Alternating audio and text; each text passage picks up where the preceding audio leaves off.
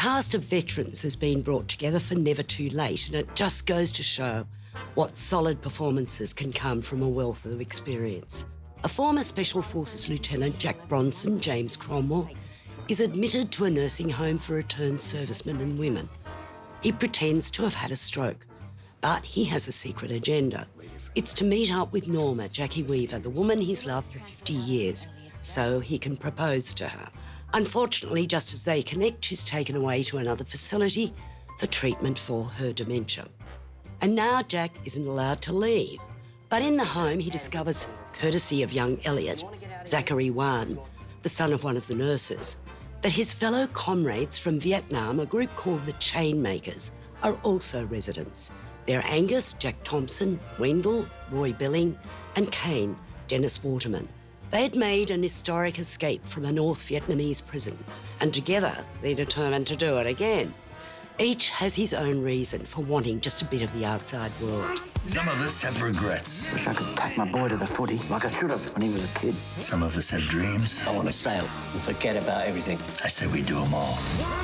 I'm the only one to break out of this hellhole and get away with it. You break back in to tell us that, did you? Oh, shut up, you legless pussy. Jesus. This is a caper movie with a lot of heart. It was directed by Mark Lamprell, and despite the obvious contrivances in the screenplay by Luke Preston, Lamprell has given a fluidity to the material that makes you forget any inconsistencies. And he's been so well served by this cast. They're truly delightful. The humour is wry. Jacki Weaver gives one of her most endearing performances. James Cromwell is impressive, as are Thompson, Billing and Waterman. I should also mention Renee Lim as the head of the retirement home, whose past connection with these men holds some bitterness. It's a truly touching piece of cinema, and it's lovely watching these veterans of the screen strut their stuff. 4 stars. I was lucky enough to speak to Mark Lamprell earlier in the year about the making of the film. If this was your happy ending, what do you imagine would happen next? No. Pass me the clicker. 1 stick of salted large and Everything's buggered. How did you get involved with this project? Our producer, Tony Ganane, sent me the script originally, probably about 5 or 6 years ago, right after I'd finished Goddess, actually, I remember it was. And I read it, and the original version of it was set as a World War I veterans in a nursing home. And I remember saying to Tony at the time, well, that would mean we would be casting 100-year-olds if we're going to set this as a contemporary film. So maybe why don't we try to reset it in Vietnam, and then we can have younger actors, and the stories and the resonances and the themes of ageing and invisibility are just as relevant for those veterans as they were for the older ones. So let's reset it there. So we went about doing that, and then that took quite a long while. Can we talk about the casting? Because I've got to tell you, I think you've elicited really beautiful performances from just about everybody in that film. Well, thank you. That's a lovely thing to say. You know, we had a very short period of time to shoot it, which is really the new normal now. It's only a 20-day shoot, but, you know, I'm not going to complain about that because so many films are these days. But I went to Tony Ganane and I kind of said, look, if we're going to do it this fast and we've got this material, we just need really great people. And he completely kind of agreed that we needed to go for top-level kind of cast. And that's sort of how we kind of decided to go out to Jamie Cromwell. I had a kind of link in that I'd co-written Babe Pig in the City, so we sort of knew of each other through that. So, you know, we used whatever little kind of doors that were wedged open to sort of squeeze scripts into people of high calibre. And Jamie was the first person we went to. And then it was kind of this miraculous thing where he said yes.